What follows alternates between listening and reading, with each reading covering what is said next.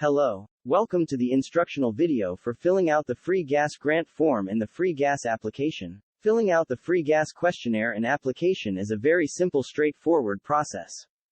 It could take less than 10 minutes to complete depending on the time you have to answer all of the questions. The whole process could be done in enough time to be sent off to the administration, who will then add you to the list of free gas recipients. Again, take your time with completing both forms, and make sure your answers are correct and accurate. These are the instructions on how to fill out the gasoline questionnaire and the application form. The documents are provided by the Free Gas USA Incorporated. In order to qualify for this grant assistance program, you must complete the questionnaire to determine if you meet all the requirements. Part 1. Filling out the grant questionnaire form. First, you must be at least 18 years old to legally submit the application form. Second, you must be a legal resident of the United States, and they will likely follow up with a proof of identity request. Third, do you receive public assistance, which means that you are receiving assistance from programs like cash assistance, food assistance, child care, and medical services. Fourth, this question is important to so many since they could be a retired military veteran or are still on active duty, so only put yes if you are presently active. Fifth, you must have a vehicle, so the gas card or voucher requirements would be met. Sixth, your vehicle must be licensed and insured, even if it is insured under your spouse or parent's name.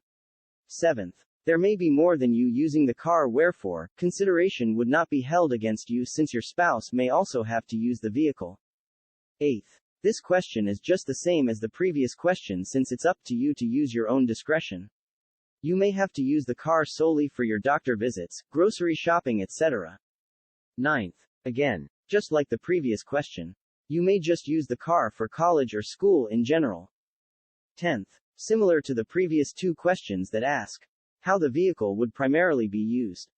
11th, being a senior citizen may even get your application approved faster. 12th, whether in college or not, your answer will not affect the status of your application. Many organizations may think that college students have enough money to keep their car filled with gas. But that is not always the case. 13th, a disability really makes a difference, since it may show that you're in urgent need of assistance, and aside from getting instantly approved like that of a senior citizen. 14th, most people may have to travel beyond a mile just to reach whatever destination, whether it's a local or beyond their geographical area of their trip on a given day. 15th, this is important because this question must be answered honestly, because this is where your financial status could seriously impact the determination of your application being considered or not. Note: before you move on to filling out the application for the free gas, you must make sure that you correctly answer questions 1, 2, 5, 6, and 15. Or neither the Free Gas USA Inc. grant form or application would be considered. This assistance program does not discriminate against anyone receiving other assistance. Nor does it discriminate against any race, color, religion, national origin, sex, disability, or familial status. Part 2. Filling out the free gas application. Your full name must be given, so do not put down any nicknames or pseudonyms. Give your full address as it appears on your state identification card or wherever you could prove your residence. It is advisable to not put down a P.O. box or address that is not listed as your primary residence. Be sure to give a contact number where you could be reached. 2. You must complete the agency referral information. This also requires you to provide a referral letter from an organization such as the State Welfare Organization, Human Services, or a church. You must list the agency name, address, and contact person. As for the referral letter, I have provided an example of what a referral letter should look like from any acceptable organization. This is an example of what a referral letter written on corporate letterhead could look like. But how the single document is presented all depends on the organization. 3. Household information. This must include anyone presently residing at the address you have listed. You must list how many people residing in the house and then round up the total number of people residing in the house. Also, list all those who are disabled. This should include all those who are documented as disabled under the Social Security standard.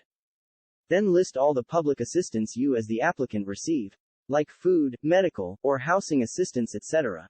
Then you must put down your total gross income for the last year. notwithstanding the times of unemployment due to the pandemic.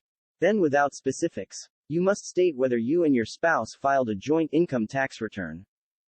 4. In this section, you could state your military status and specify if you are active duty or had been discharged and if you are disabled or not. 5. The final part of the application to be completed. You must sign and date the form before you could then submit it to the address listed at the bottom of the application. Also, there is a $5 non-refundable application fee, payable with any United States money order. Be sure to follow up on the status of your free gas assistance application by contacting the Free Gas USA Inc., as they receive hundreds of submissions on a regular.